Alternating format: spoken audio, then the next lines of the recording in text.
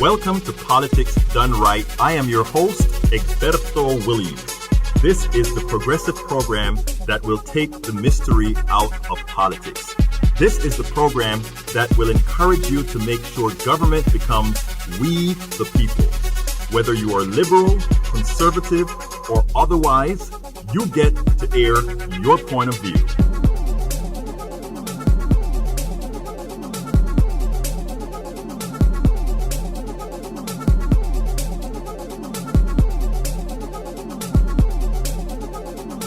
Remember, you can also send me a tweet to EGBERTOWILLIES. That is, at Egberto Williams.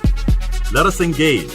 It is politics done right. 1, 2, 3, 4.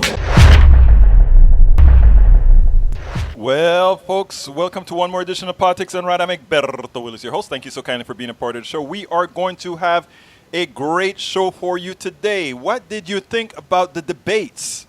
Tell me, but before I get started, folks, please remember to go ahead and share these programs right away. You know that we need to make sure that the folks are informed, and the only way we get to make sure that our folks are informed is if we spread the word ourselves, because as you can see from that debate yesterday, there's not anybody really on your side. Everybody's trying to look out for the dignity and the support of the corporations, and that is pretty much why, if you take a look, why they're constantly in Elizabeth Warren's skin, why they're constantly in Bernie Sanders' skin. But you know what?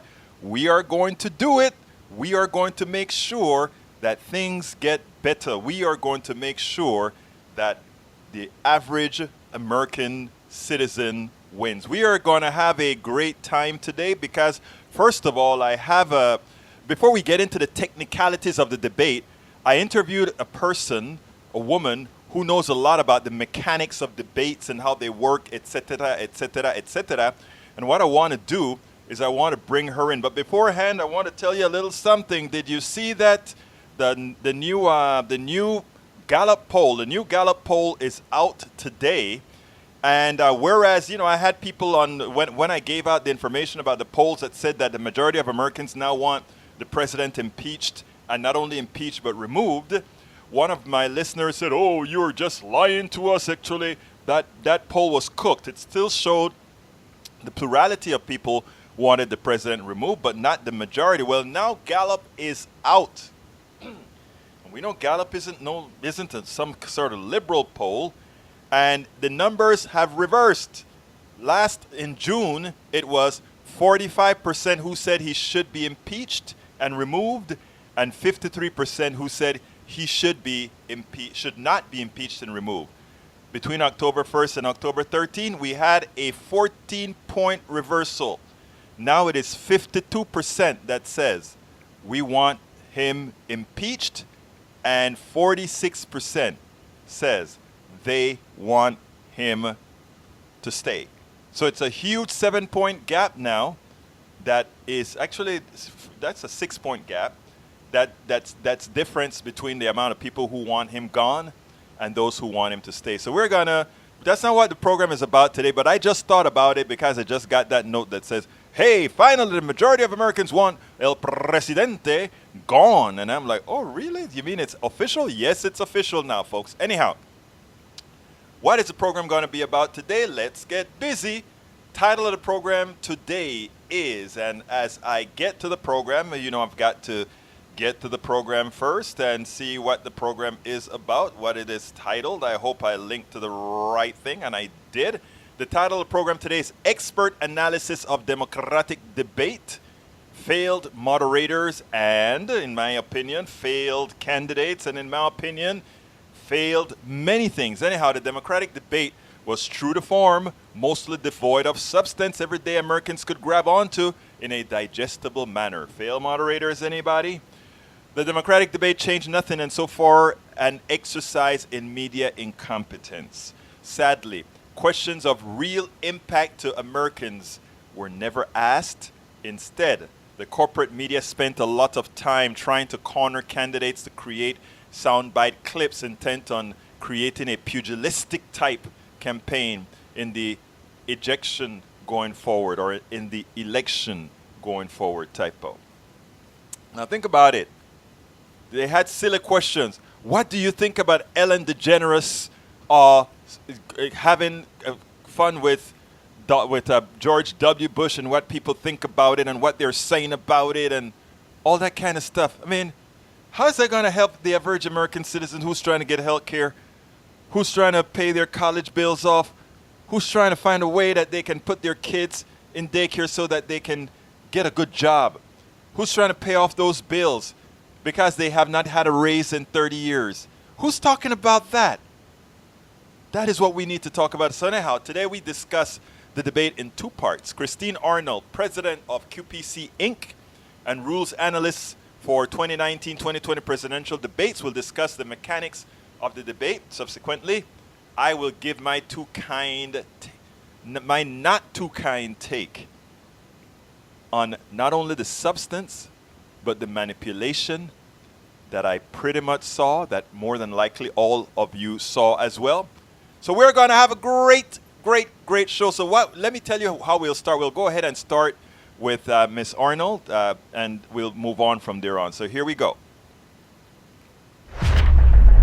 Welcome to another edition of Politics Done Right. I'm here with Kristin J. Arnold. She is the president of QPC Inc.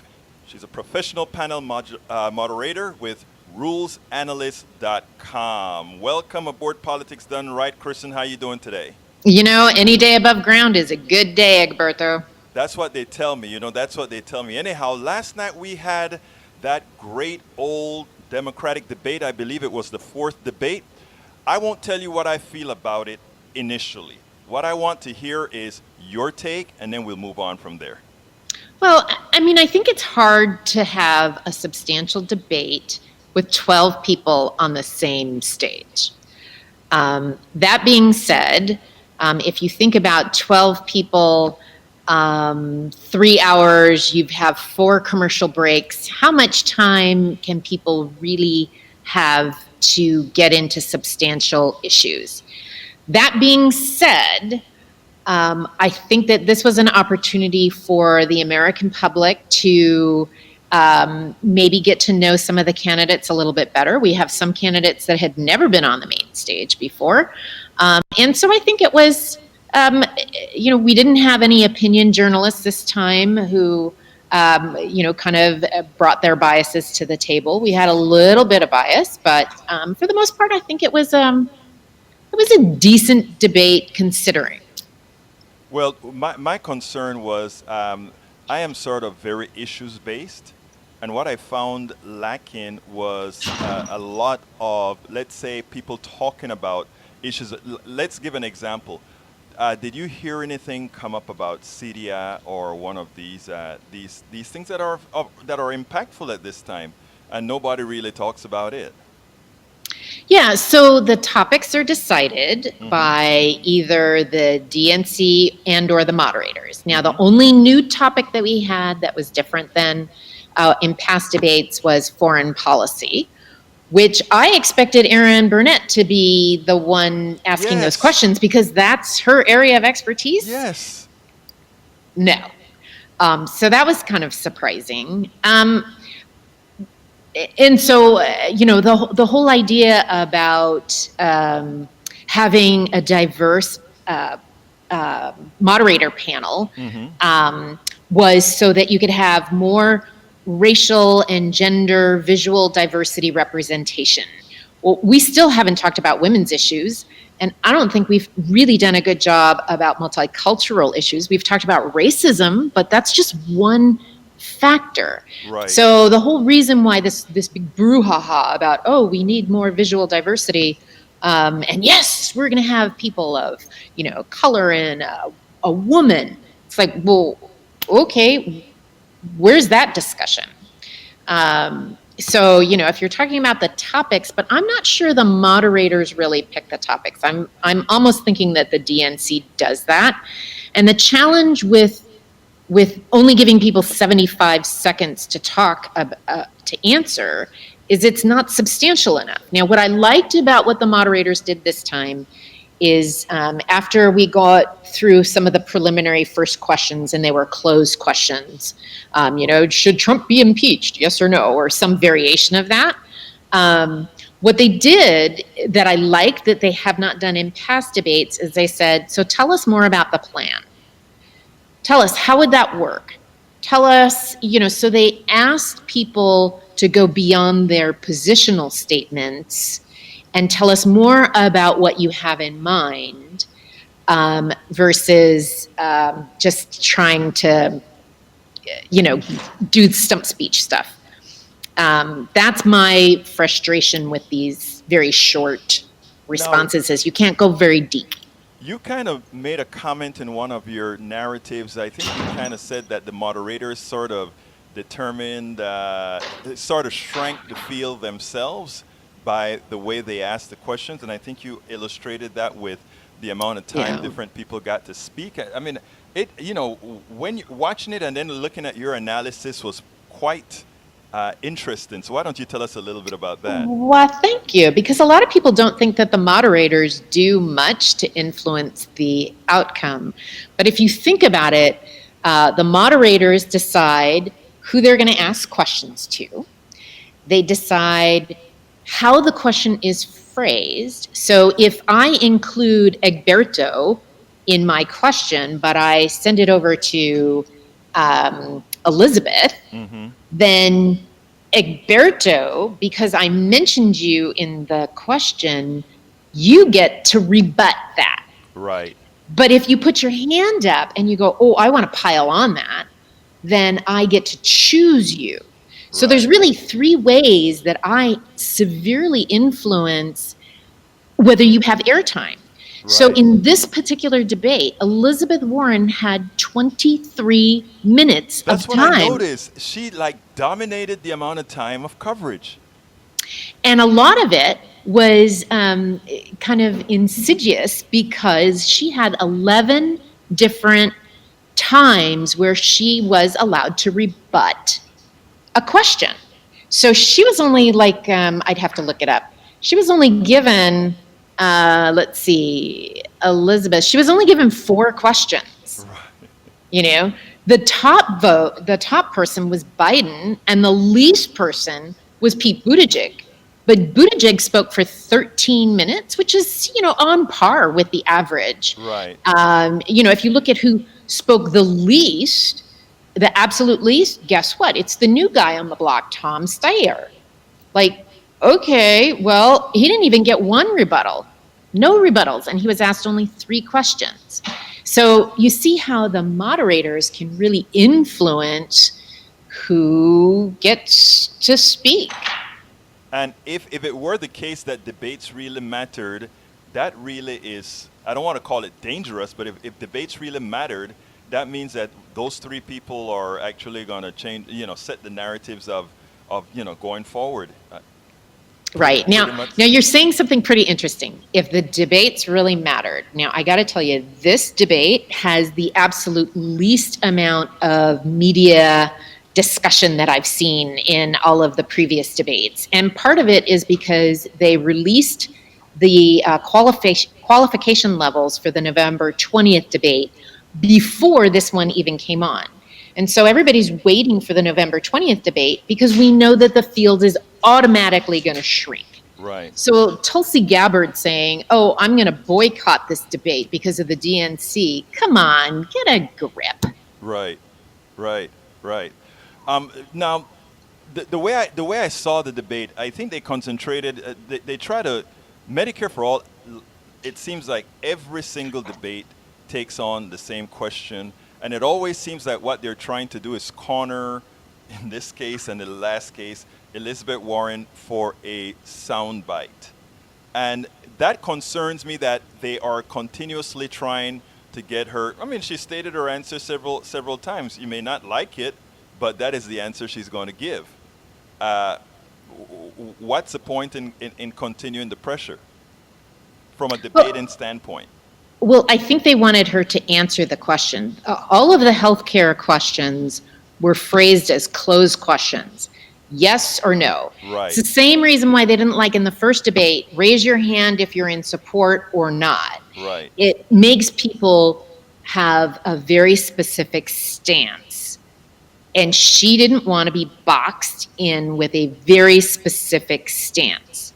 So that's why they did a follow-up question. So that is up to the moderator. Right. If they want to either clarify or if they don't feel like the panelist has answered the question. But like Cory Booker, I don't think he answered any question. He gives a narrative every time. He gives his narrative every time. He goes off into left field and talks about a question that, we talked about 4 times ago. Whatever. But you know what? He was the one who brought up the women's issues.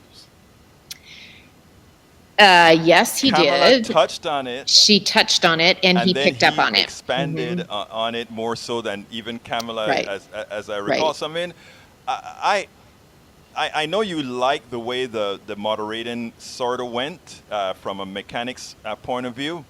From a political point of view, I must admit that I hated it. Well, I mean, what are you going to do? By the way, 3 hours is way too long. Yes. I was done after 2. Mm-hmm. And so, you want to cover a lot of issues. You want to cover some new ground. I think that they could have covered some newer ground. But I think the process that they use, considering all of the hoopla, it was okay. Was it my favorite? No. I think that they can use much more interesting formats.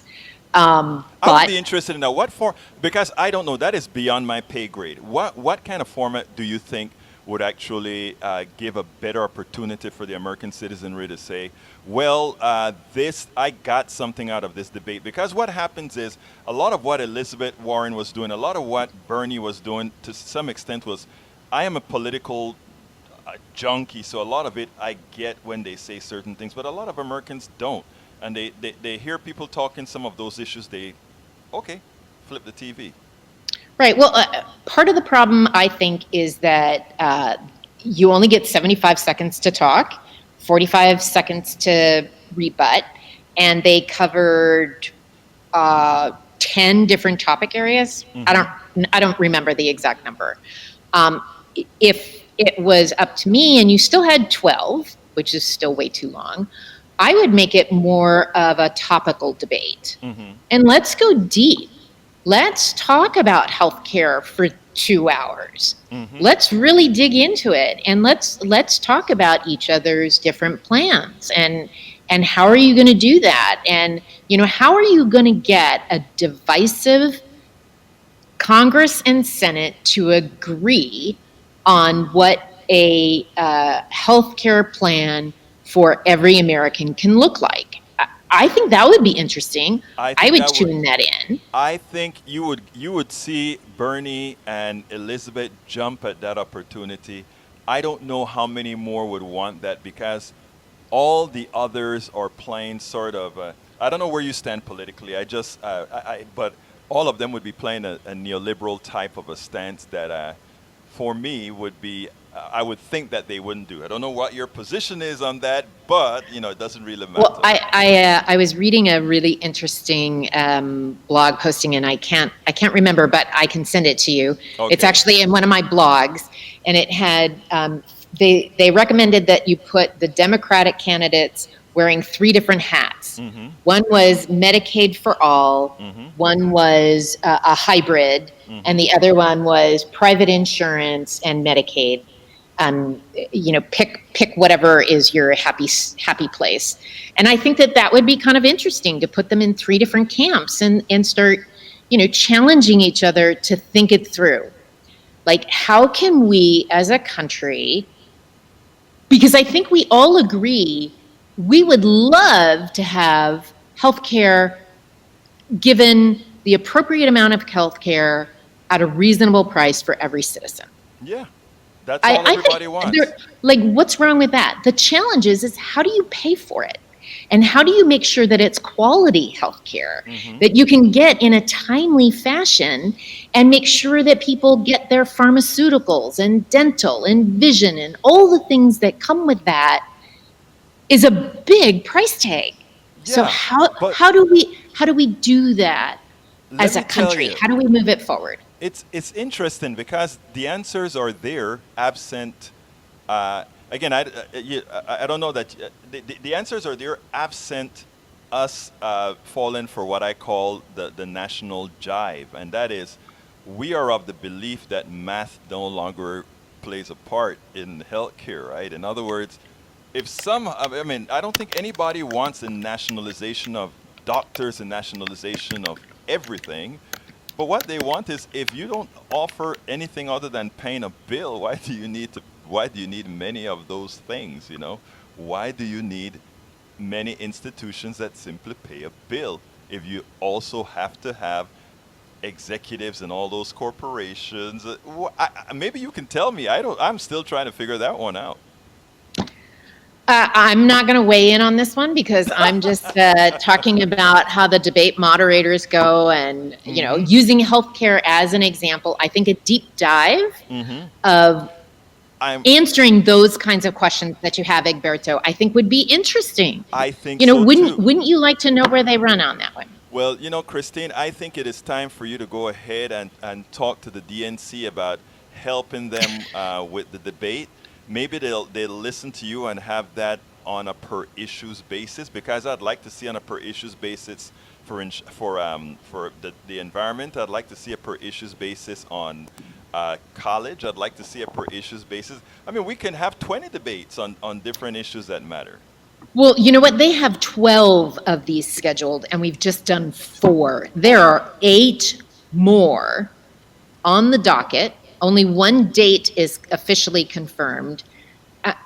So there's plenty of time. I mean, if you think about it, we have such a long ramp up Yes. of this presidential season. It's shameful. I'm sorry. It's you spend half of the 4 years campaigning, Right. Sometimes Well, so I married a Canadian, and they don't even let them start politicking for prime minister. They actually they vote for their party that they want in power, and the prime minister is the head of the party. Yes. And they don't do it. They don't allow anything to happen until 60 days before the election.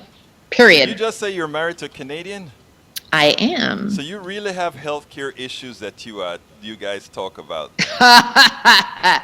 Yeah, we don't want to go there. I figured I wouldn't want to go. I tell you what, thank you so kindly, Kristin J. Arnold, president of QPC Inc. She's a professional moderator, as you can see, and she's with rulesanalyst.com. Thank you so kindly for having been with us at Politics. Thank you, Egberto. Okay, folks, I hope you enjoyed that. She is an expert in putting the debates together. Maybe what we should have is, she probably needs to go out there to the DNC and say, okay, let me go ahead and create a format where Americans can really understand where these positions are. So here's where I'm going to go now. Do you know, right after the debate, I wrote a short blog. So I decided to go ahead and make that one our blog of the week. So, folks, do you know what time it is? It's time for the weekly blog post.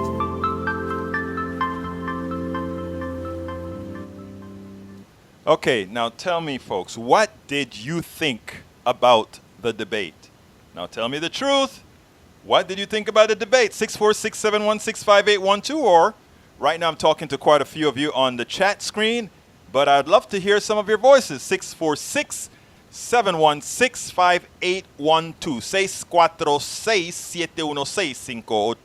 646-716-5812. Okay. Blog of the week. I titled the blog of the week, as I try to bring it up as we speak, was my thoughts on the Democratic debate on CNN. Here we go.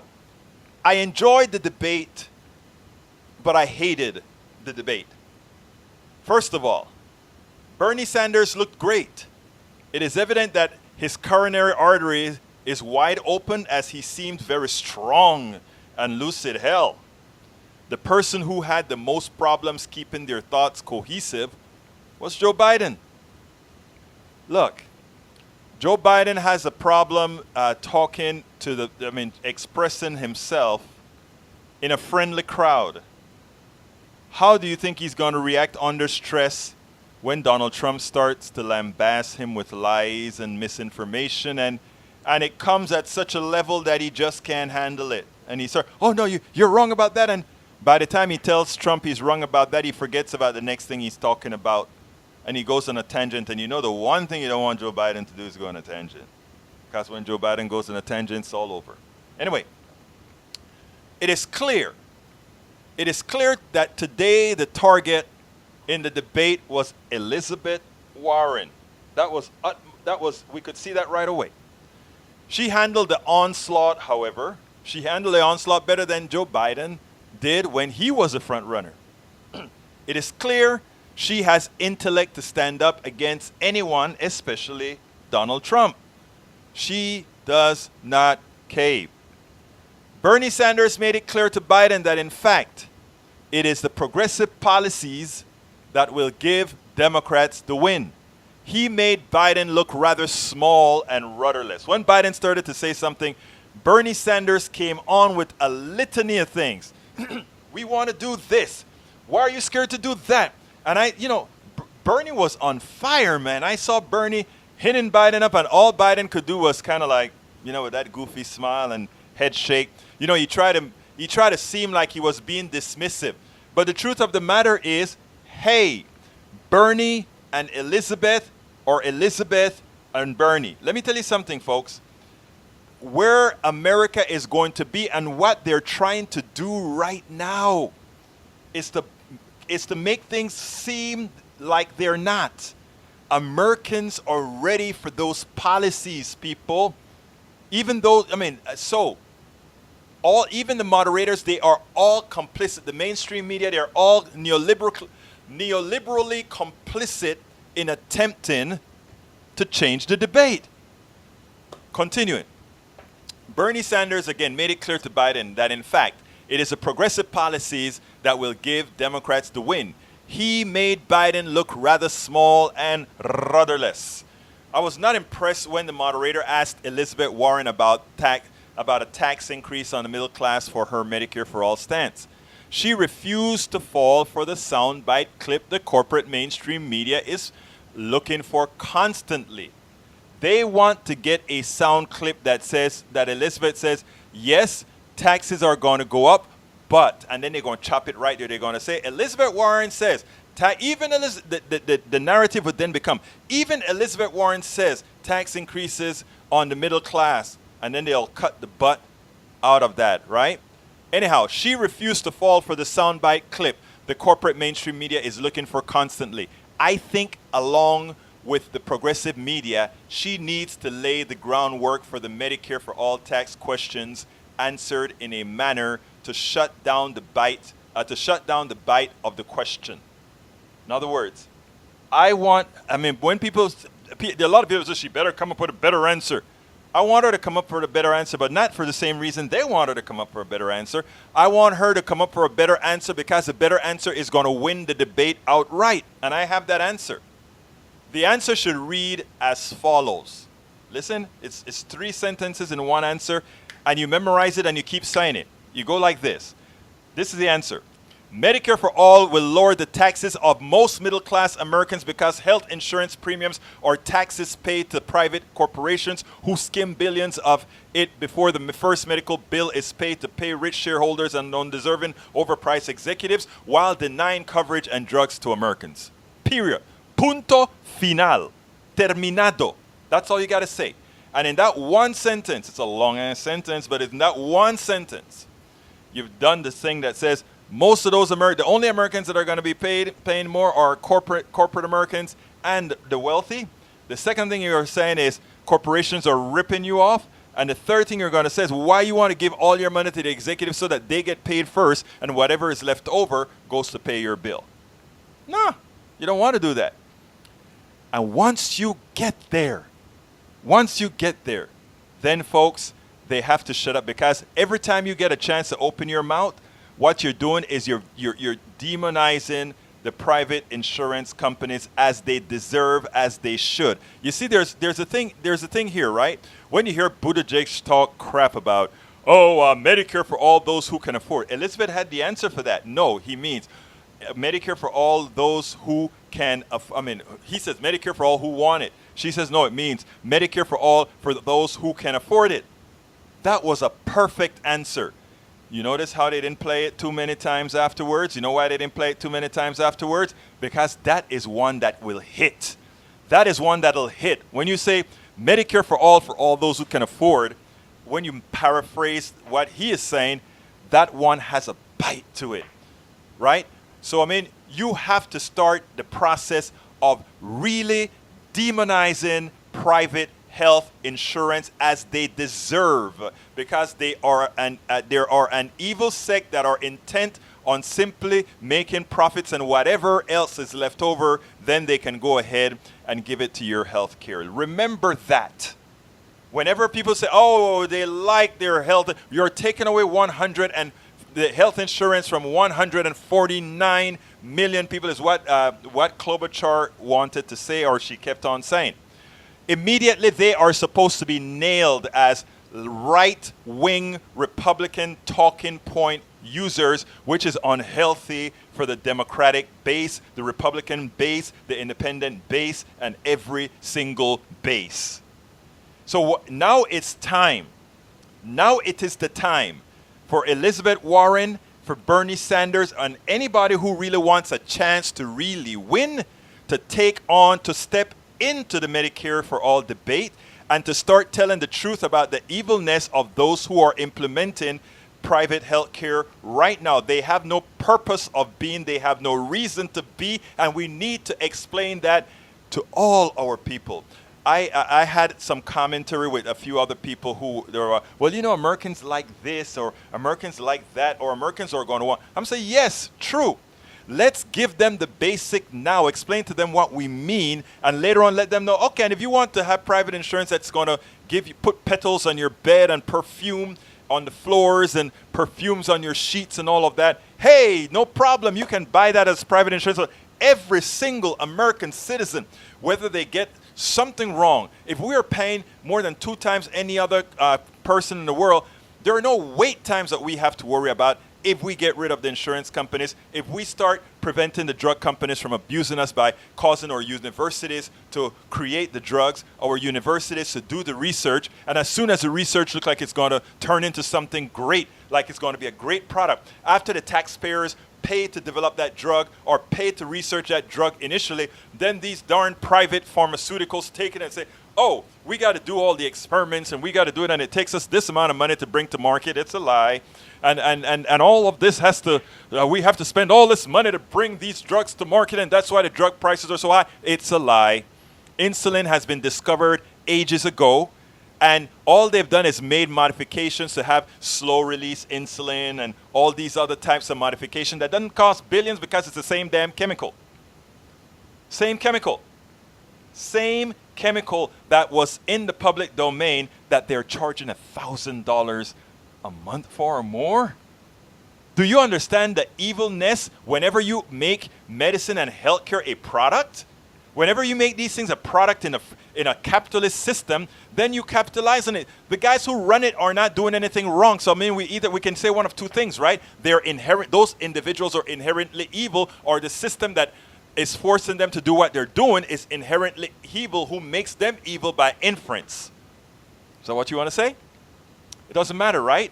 The outcome is still your loved ones dead. The outcome is still the same. Your loved ones hurting. The outcome is still the same. You go bankrupt.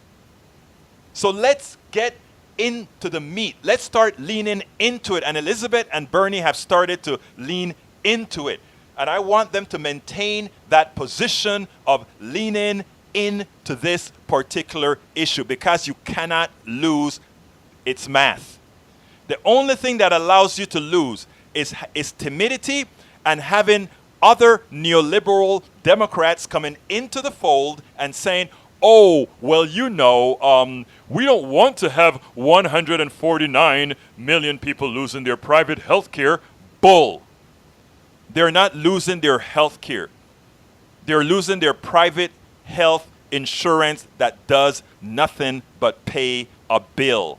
Let's start also educating people about the difference between paying a bill and actually getting health care. The doctor gives you health care, the insurance company pays the doctor.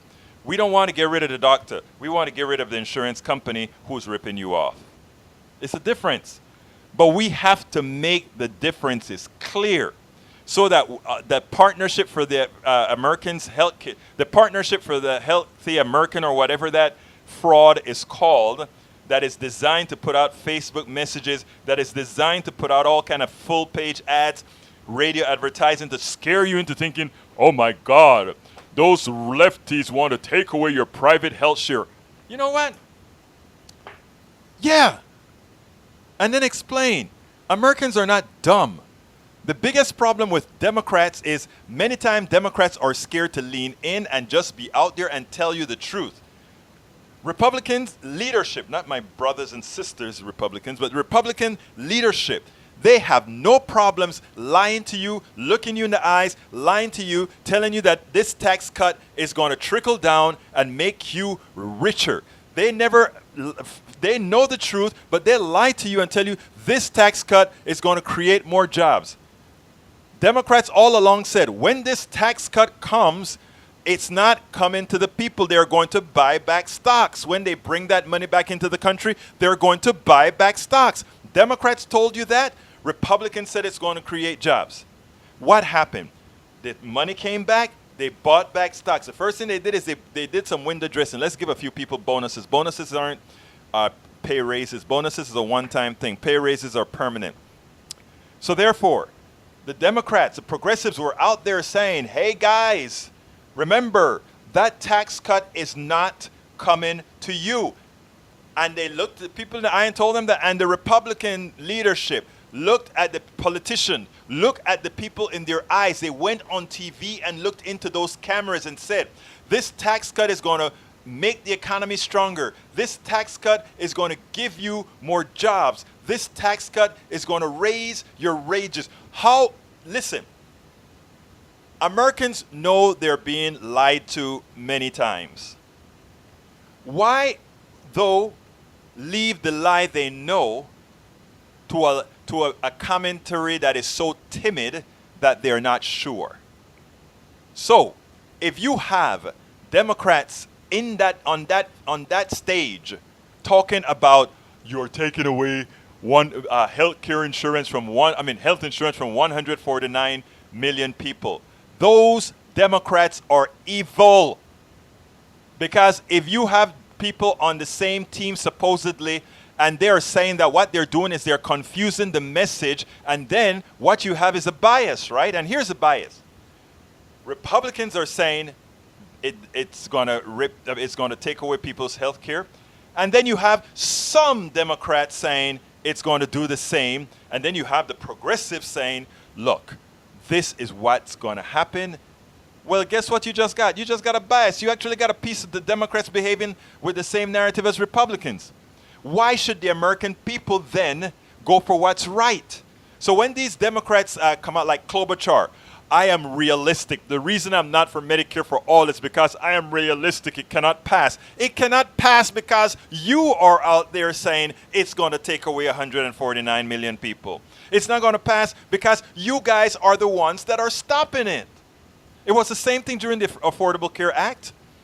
The Affordable Care Act should have been much better. It should have had the public options in the beginning. In fact, I wrote a blog back in the 2010, I believe it was, where I said, thank God for the Affordable Care Act, for Obamacare, because now it will transition into a single-payer system. Why is it going to transition into a single-payer system? Because once you put the public option in there, and all these other insurance companies try to compete with the public option, the only thing that works is math. And math is going to say, if the public option does not have 20 presidents to pay, 20 executives for each company, shareholder profits, and all these things. If it does not have those expenses, then the public option, there is no way the public option could be more expensive than private health care. It's no way. The cost structure is completely different. It's math. So the reason it was a Democrat who kicked the public option out of Obamacare, and the reason he did that was because he knew the truth. It would have killed private health insurance by design, and it would have been a good thing, because now instead of your premiums going to pay an executive many millionaires plus these shareholders, it suddenly was going into healthcare. Are you paying less? How difficult is that to understand if you're not confusing the issue? How difficult is that to understand if you are not confusing the issue? And that is the magic, folks. That is the magic. Lean in, lean in, lean in. We've got to lean in to the reality. We've got to lean in to the truth. Right? So our biggest hindrance right now are not the Republicans. The Republican politicians will be Republican politicians. They are bought, sold by the corporatocracy.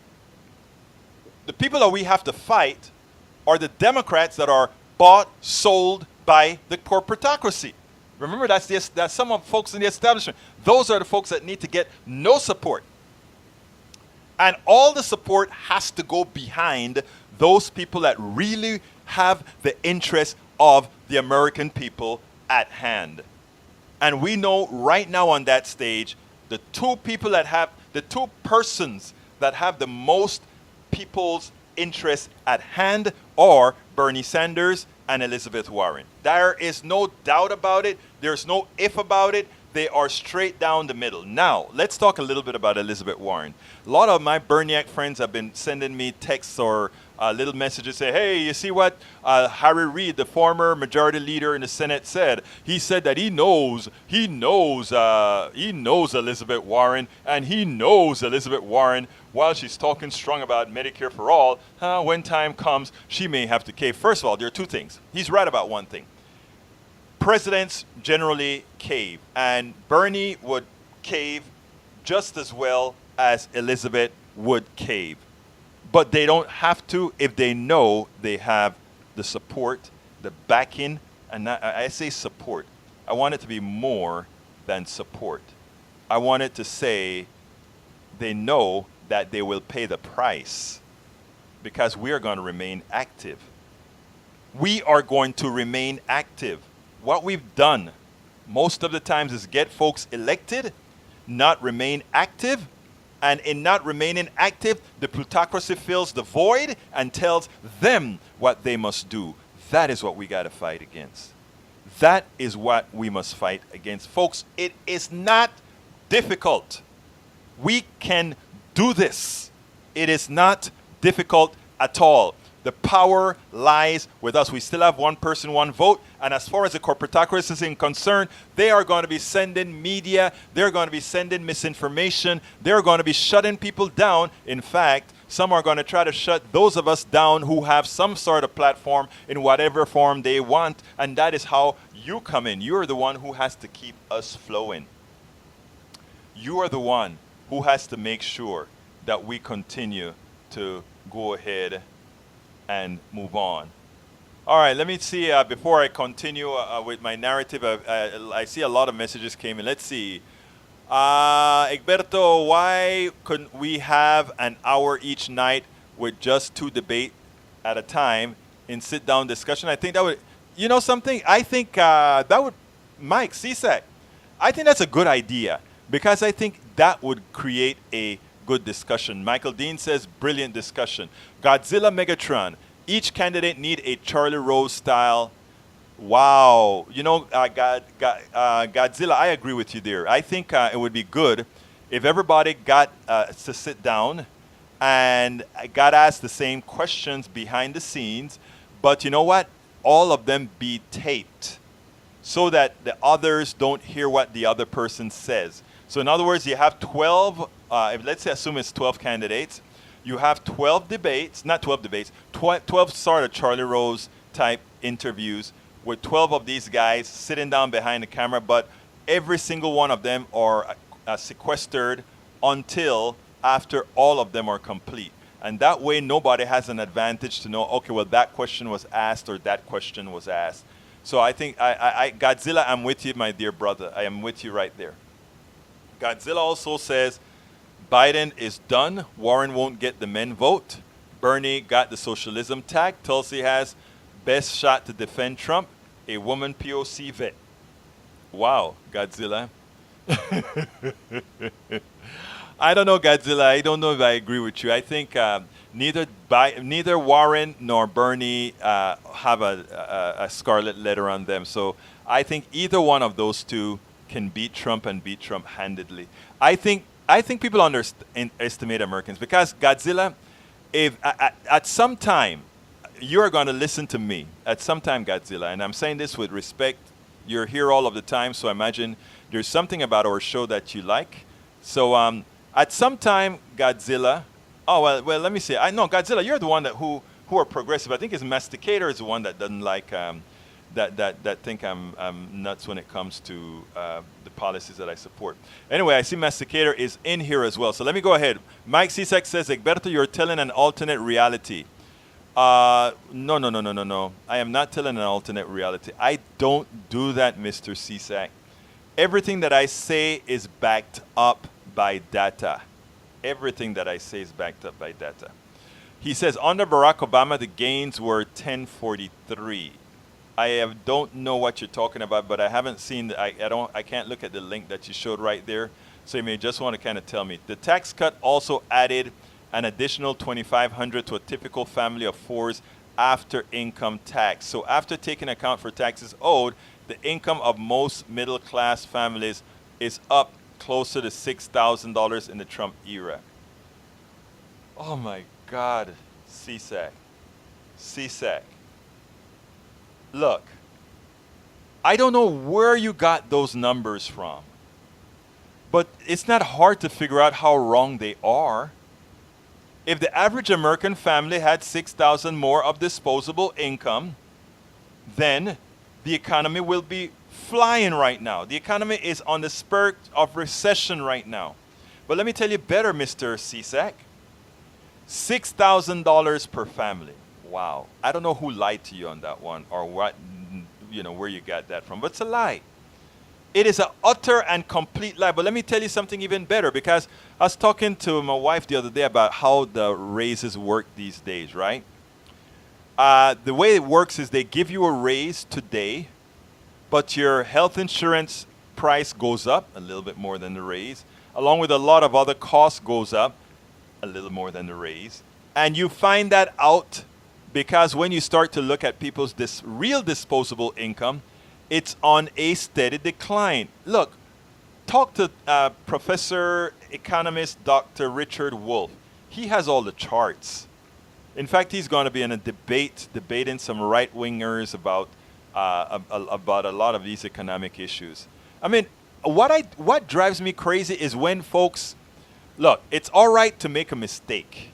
What I find almost dangerous is when you know that the numbers don't add up and you try to adjust statistically something to make it so. Let me give you a good example. If I have 9 people making $100 a month and I have 1 person making $9,100 a month, the average wage is $1,000.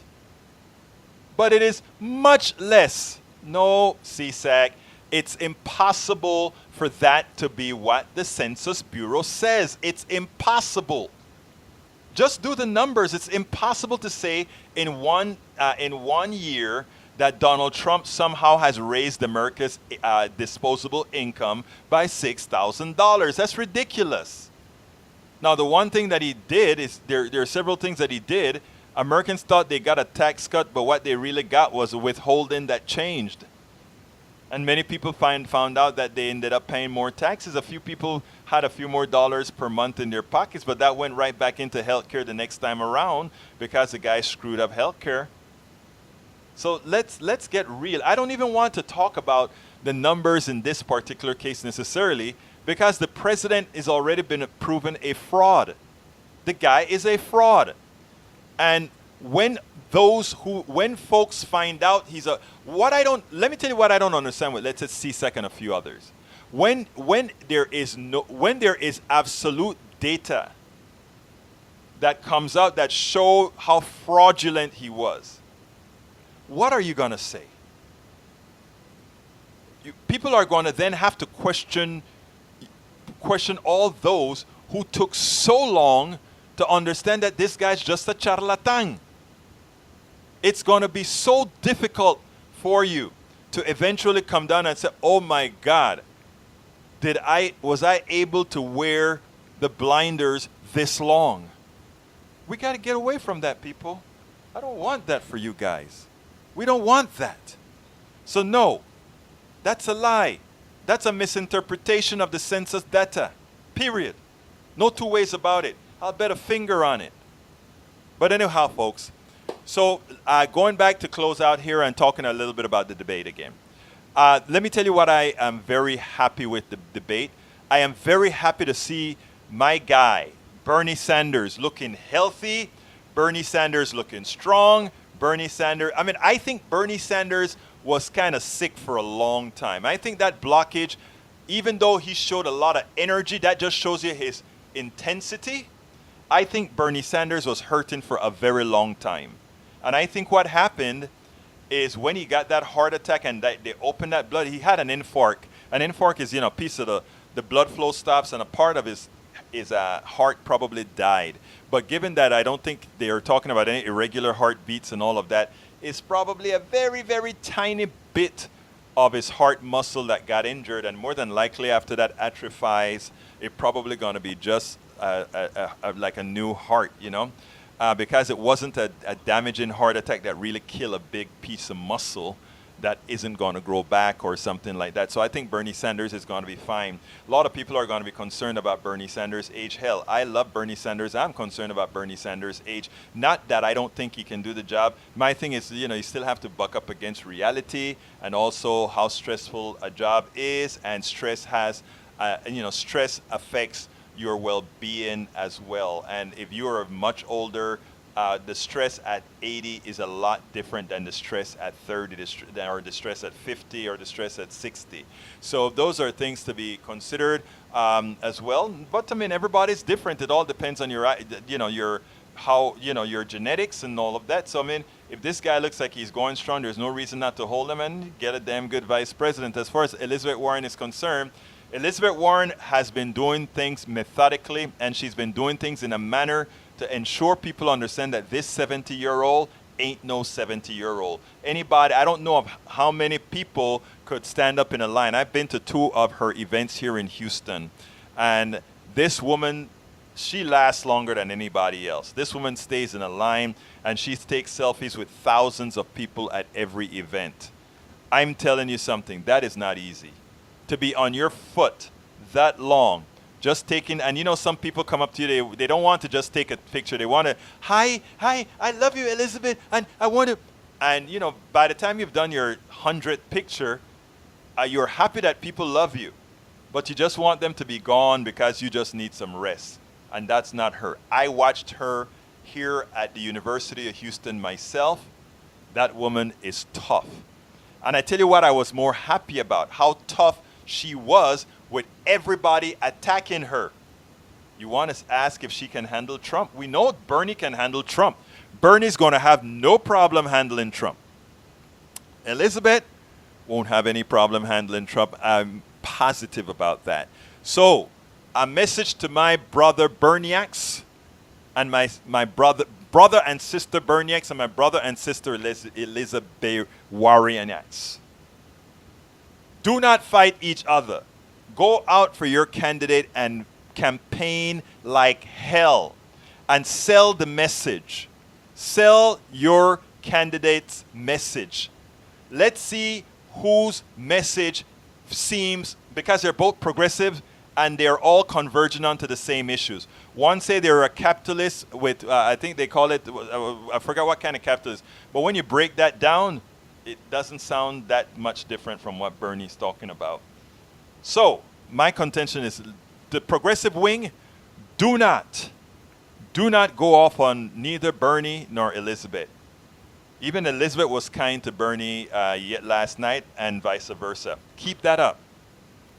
Later on, whoever will make the best candidate should prevail between those two. I haven't seen any other people on that stage that was genuinely progressive, in my opinion, that is.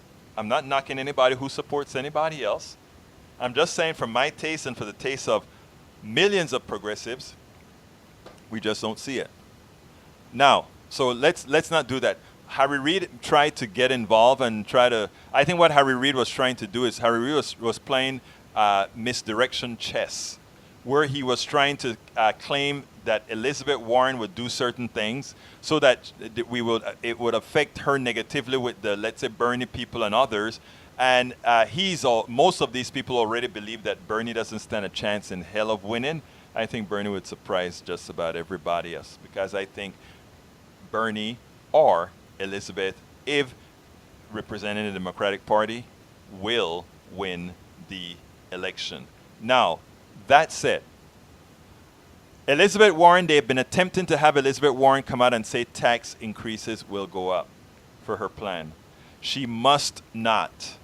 I repeat, Elizabeth must not give them the soundbite. If Bernie Sanders want to give the soundbite, given his reputation, it fits well with him, go ahead and give that soundbite if he wants to. Elizabeth Warren should not give that soundbite.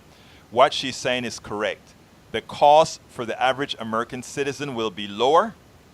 And later on, she can make a modification like I mentioned in my blog post from last night. I will not raise your taxes. In fact, I will cut your taxes. And which taxes am I cutting? I'm cutting the taxes that you're paying to the private health insurance company right now that's ripping you off. And by the time you're done paying all your taxes, you would have paid less taxes, because insurance premium, something that you must buy, is a tax. So I will be lowering your tax. Folks, I'm coming to the end of the show. I ask you to go to politicsdoneright.com. Please support the show. We are here working very, very hard for you. There's underneath on the screen, you can see the politicsdoneright.com. There are many options for you to provide support for this program. Again, go to politicsdoneright.com and please choose one of those options in the back in the sidebar. Either go through Patreon or PayPal or whatever. We are here to provide you real news, real info, something we promise you we will continue to do. We are owned by no corporation. We are owned by nobody else. We are only here in support for you because this is your show. And anybody who's been here for a while know that I've been saying that for years now. This is your show. So please go ahead, consider subscribing via Patreon. You can go to patreon.com/politicsdoneright, but you can you can reach all of that by just going to politicsdoneright.com and clicking on the Patreon button or anything else. But we need your support. Right now, many people are giving $2 and $3 to these candidates that don't stand a chance in hell. We have to continue reporting. So what we ask you to do is give us that $1.99 a month. Give us that $2.99 a month. Give us that $4.99 or whatever you can. Or if you just want to go to our GoFundMe page, you can as well. Or if you just want to go ahead and use PayPal, you can as well. But that is how we are going to keep this going. Take a look at the body of work that we provide. Take a look at in fact, I'm going to DC to the Bridge Alliance where we're going to be doing some work there as well. And that is what we do. But anyhow, my name is Egberto Willies. This is Politics Done Right. And you know how I end this, baby. I am what? Out. Welcome to Politics Done Right. I am your host, Egberto Willies. This is the progressive program that will take the mystery out of politics. This is the program that will encourage you to make sure government becomes we the people. Whether you are liberal, conservative, or otherwise, you get to air your point of view.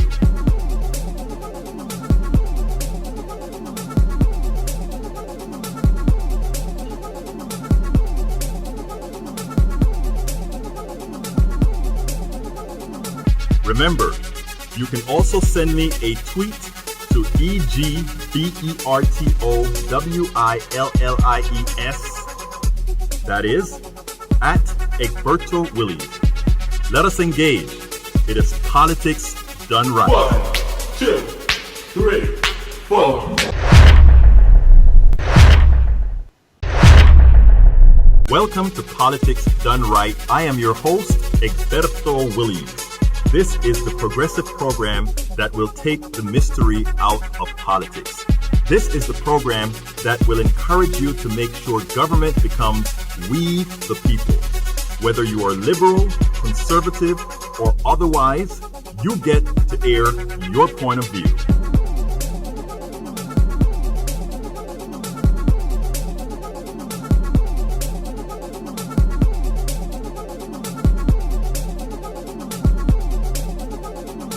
Remember, you can also send me a tweet to EGBERTOWILLIES. That is, at Egberto Willies. Let us engage. It is politics done right. 1, 2, 3, 4.